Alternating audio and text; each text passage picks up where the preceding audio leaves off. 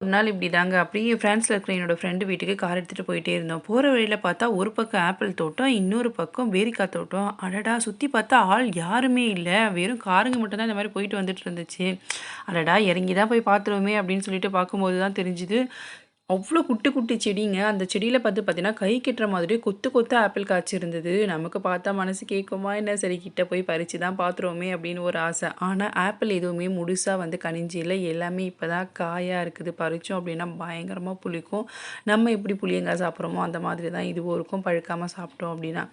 சரி ஓகே வந்ததுக்கு இத சுத்தியாவது பார்த்துருவோம் அப்படின்னு பார்த்து, இதே வழிய நாங்க பலமுறை கடந்திருக்கிறோம். அப்பலாம் வந்து பார்த்தீங்க அப்படின்னா, இந்த வின்டர் டைம்ல இங்க வெறும் குச்சி மட்டும் தான் இருக்கும். எதுக்குடா இந்த குச்சி இருக்குன்ற மாதிரி தோணும்.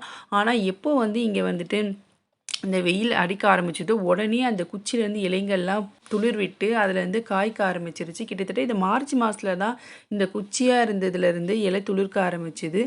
உடனே அதுக்கப்புறமா அப்படியே இலைகள் ஃபுல்லா வந்து அதுலேருந்து காய்கள் விட்டு, இப்ப எல்லாமே ஆப்பிள் எல்லாமே பழுக்க ஆரம்பிச்சுருச்சு. அப்படியே அந்த பக்கம் வந்து பார்த்தீங்கன்னா, ஃபுல் அண்ட் ஃபுல் வந்து பேரிக்காய் தோட்டம் இருந்துச்சு. பேரிக்காய் தோட்டமுமே இதே மாதிரி தான் வந்து போன பிப்ரவரி மாசம்லாம் வெறும் குச்சி மட்டும் தான் காஞ்சு போயிருந்துச்சு. இப்ப அதுக்கப்புறமா அதில ஃபுல்லா இலைங்க துளிர்த்து, இப்ப நல்லா காய் விட்டு, இப்ப நல்லா இவ்வளோ பெரிய பேரிக்காய் இருக்கு. நார்மலா கடைக்கு வரும்போது பார்த்தீங்கன்னா, இது பழுத்து பழமா தான் வரும். ஆனா, இந்த மாரி காயா ஸ்டேஜ்ல சாப்பிடும்போது, நம்ம வந்து குயக்கா சாப்பிடுற மாரி இருக்கும். உங்கள்ல யாருக்கெல்லாம் அந்த மாரி சாப்பிட பிடிக்கும்னு சொல்லுங்க. மறக்காம நம்ம சேனல சப்ஸ்கிரைப் பண்ணிக்கோங்க. Thank you.